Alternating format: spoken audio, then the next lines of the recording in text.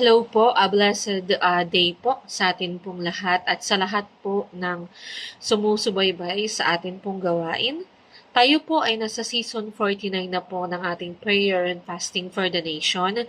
At for this season is meron po tayong temang the Philippines in focus. So before po we start, let us start it with a prayer po. O Lord, Ikaw lamang po, Panginoon, ang makapangyarihan sa lahat. Lord, Ikaw lamang po ang maitaas, Panginoon. We glorify your name, Panginoon. We worship you, O Lord. Lord, maraming salamat po, Panginoon, sa araw po na ito, Lord, na ipinagkaloob niyo po sa bawat isa. Salamat po, Panginoon, sa pagkakataon po makapakinig po ng inyong mga salita, Panginoon, at ma-share po ito, Panginoon, sa ating mga kapatid, Panginoon, sa iba't ibang bahagi po ng bansa, Lord. Lord, maraming salamat po, Panginoon, sa inyong biyaya, Panginoon, sa bawat isa, Panginoon, at hindi niyo po kami pinababayaan, Lord, sa araw-araw po, Panginoon. Salamat po sa pag-provide ng aming mga pangangailangan, Panginoon, at tunay po, Panginoon, na ikaw po ay mabuti, Lord, sa bawat isa. Nawa po, Lord, ngayon pong araw na ito ay lahat po ng mga salita po, Panginoon, na ma-share po, Panginoon, ikaw lamang po ang maitaas, Panginoon. At Lord, nawa po, Panginoon, ay tumimo po ito sa bawat isa sa pinakamatabang bahagi po ng kanilang puso, Lord. At sana rin po, Panginoon, ipinagpipray ko rin po, Lord, na ma-share din po ito sa mga tao po, Panginoon, na hindi pa po nakakilala sa inyo, Lord. Maraming salamat po, Lord, and we praise you, Lord. We bless you in Jesus' name. Amen.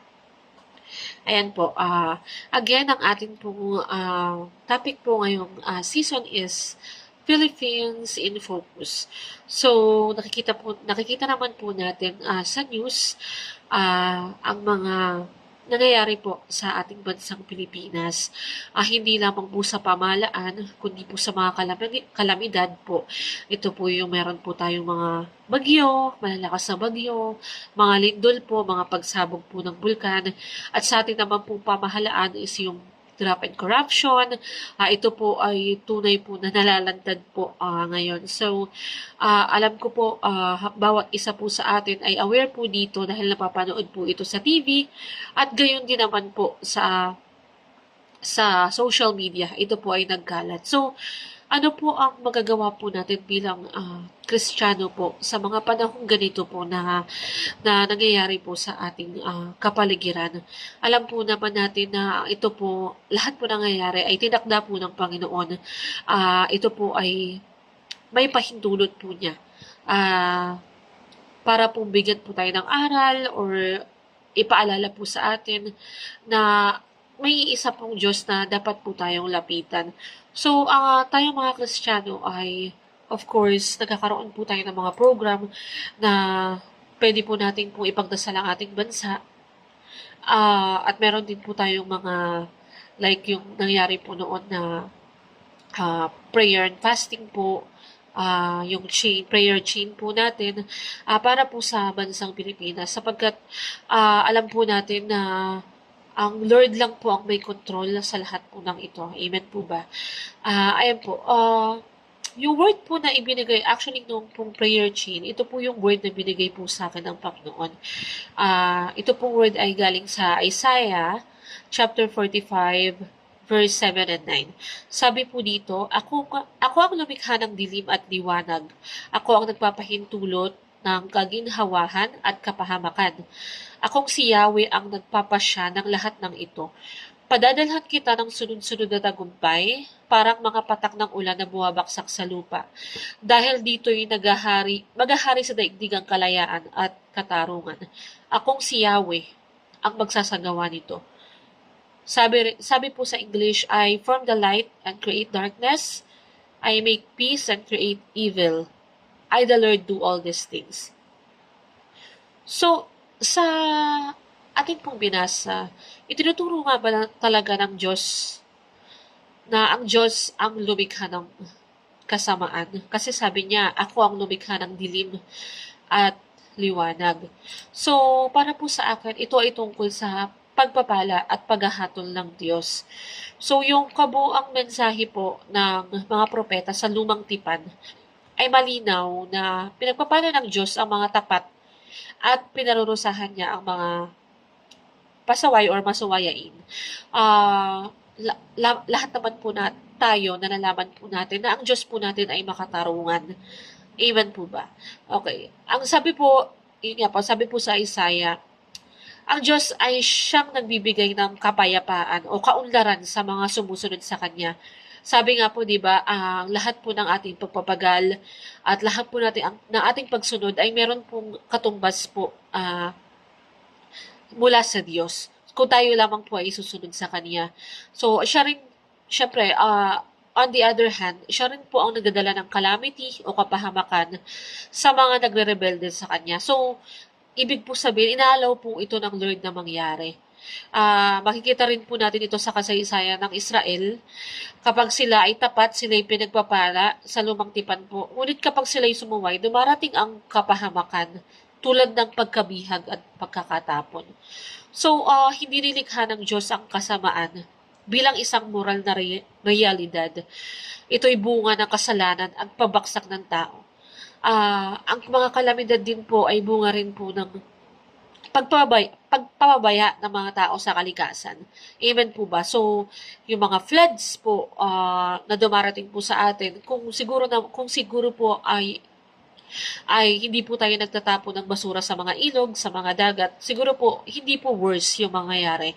At on the other hand din po, siguro po kung maayos po ang gawa ng mga tao, tulad po ng flood control na very controversial po ngayon, is siguro po hindi po mangyayari ang mga mataas na pagbaha. Amen po ba? So may kapalit po or may katumbas po ang lahat po ng mga gawa ng mga tao.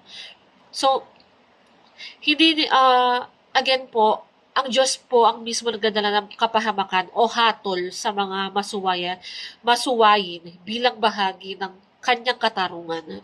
Sabi ko nga po, ang Diyos po ay makatarungan. Ito'y mapapatunayan po natin sa lumang tipan sapagkat hindi po siya ang taong merong pinapanigan. So, tulad ng isang makatarungang hukom po na nagpapadala ng kriminal sa bilangguan, ito'y masakit para sa nagkasala. Amen po ba?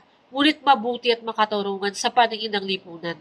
So, ganito rin po ang katulad sa Diyos.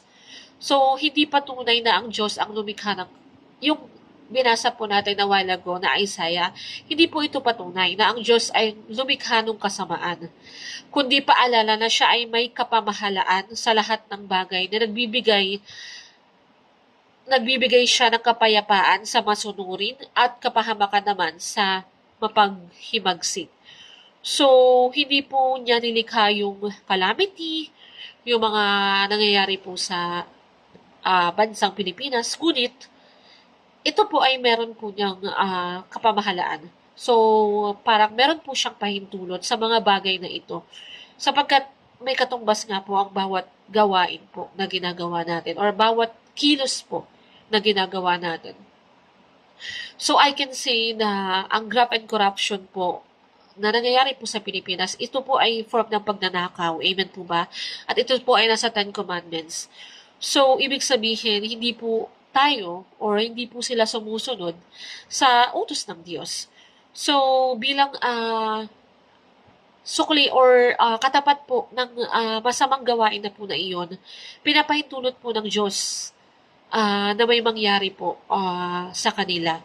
So, hindi man ngayon, there's always be like a proper time for them po. So, kung hindi man po sila ngayon makulong, kasi ang hustisya nga po sa Pilipinas ay napakabagal, ngunit darating din po ang panahon na meron pong, may time po na pagbabayaran po nila ang lahat ng kanilang mga kasalanan.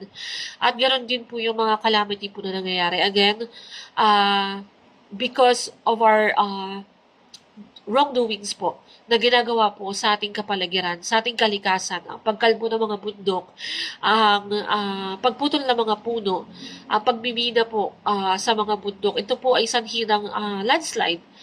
So, pinapahintulot po ito ng Diyos na mangyari. Kasi po, ito po ay gawa po ng tao. Ngunit hindi niya po ito ginawa. Ito po ay pinapahintulot niya. Ayun po ang sabi or pinapatunayan po sa Isaiah, which is pinapatunayan din po sa lumang tipan sapagkat marami pong pagkakataon doon na ang mga Israelites is very pasaway po. So, naging pasaway po sila doon at hindi po sila sumunod sa utos po ng Panginoon. Kaya po, bilang kapalit po noon, hinahayaan po ng Panginoon na may mangyari po na hindi po nating kagustuhan. Another example po ay yung nakaraang sunod po sa Katmon. So there are news, but don't quote me on me. On this po, but may mga news po na because of the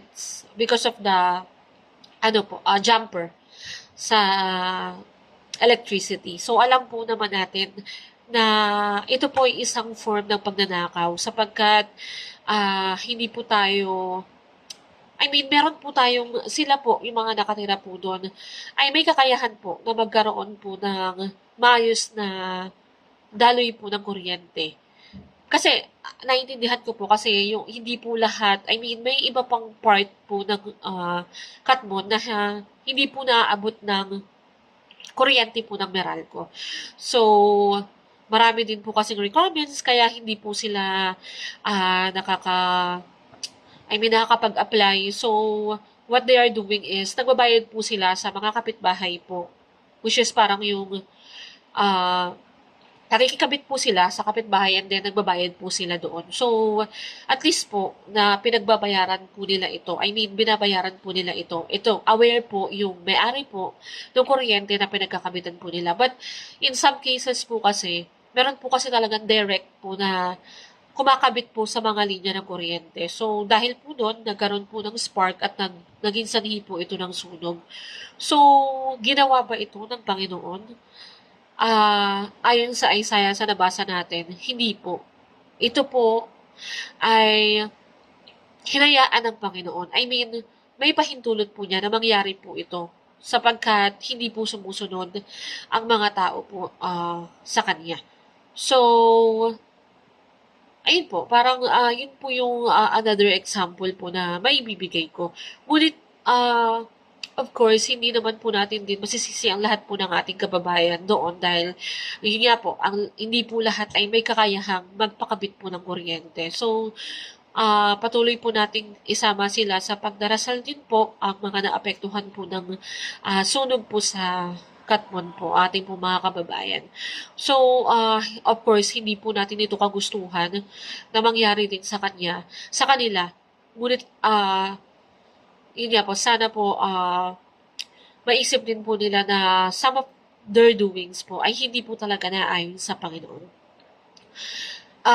Ayun, kasi po, may mga nabasa po ako na itong Isaiah 45, 7-9 is parang may mga comment po about dito na ang Diyos daw po ang lumikha ng kasamaan. So again, pinapatunayan lamang po na ang Diyos, sabi nga po ito, nagpapahintulot ng kaginhawahan at kapahamakan. So siya ang naglikha ng light and darkness. Pero siya rin po ang naglilikha po ng peace and pinapahintulutan niya po ang kasamaan or ang evil because may mga bagay po tayo na hindi po nasusunod sa Panginoon at hindi po na ayon sa kanyang mga salita. So, mahirap po ito sa bawat isa po natanggapin na sa mga nangyayari po is marami pong napapahamak na tao at hindi rin po ito hawak ng Panginoon na yung pong mga walang kasalanan is napapahamak po. So, parang sa mga nangyayari pong kalamidad, hindi po lahat ng mga tao namamatay or nasasaktan is may kasalanan po. So, parang ito po ay parang general na pinahihintulutan ng Panginoon. Of course, pero kung magbabalik naman po tayo sa Kanya, magbabalik loob po tayo sa Kanya, di ba sabi nga po, if we humble ourselves and pray, Jesus will accept us or God will accept us po. So, sa bawat pong ginagawa po natin, tumapit lamang po tayo sa Panginoon at tayo po ay papakinggan at niringkin po niya. Tulad po ng nangyayari sa ating bansang Pilipinas. So,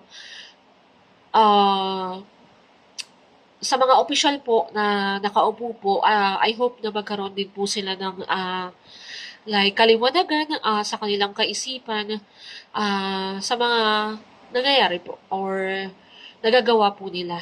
I know po na ah, ito po ay hindi rin po nila kagustuhan, ngunit sometimes nangingibabaw po kasi sa atin yung pagiging makasarili natin kung wala po tayong Word of God.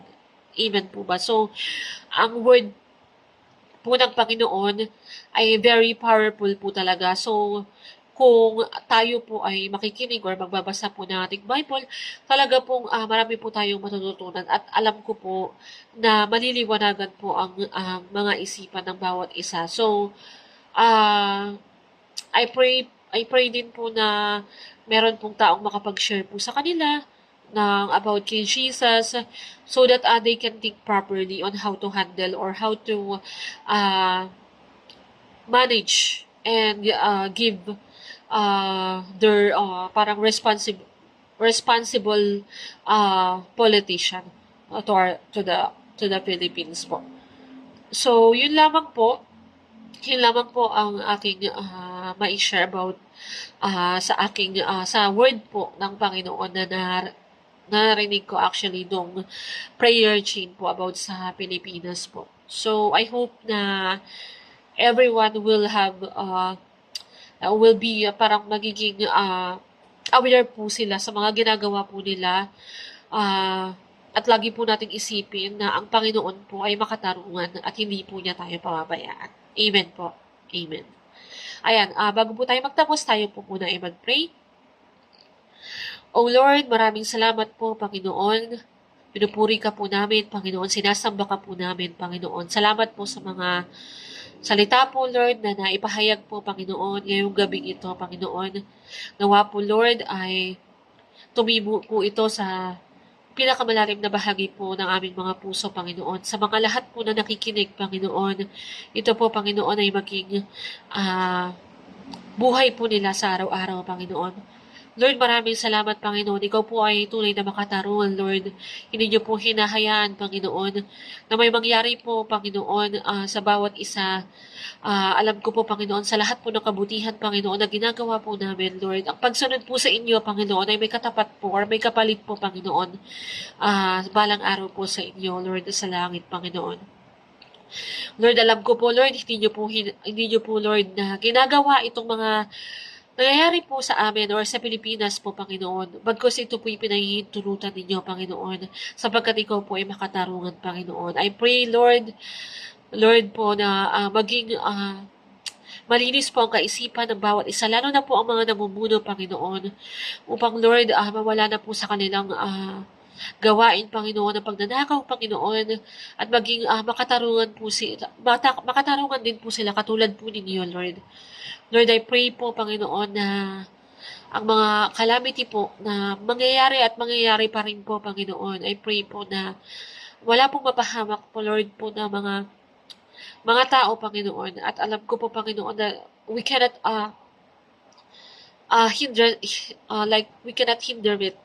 Ito po ay mangyayari kung i-allow po ninyo, Lord. And pinapahintulot po ninyo, Panginoon. At ito po lahat, Panginoon, ay pinauubayan na namin po sa inyo, Lord. Sinusuko po namin ito sa inyo, Lord. Maraming salamat po, Panginoon. Sa lahat po na nakikinig, Panginoon, ingatan niyo po ang bawat isa, Lord. Nasaan mang pong dakong Pilipinas or bansa po sila, Panginoon. Sila po ingatan ninyo, Lord. Lagi niyo po silang gabayan, Panginoon, sa lahat po ng kanilang gagawin. Maraming salamat po, Panginoon. We praise you, Lord, and we bless you. In Jesus' name, amen. Thank you so much po and God bless po everyone.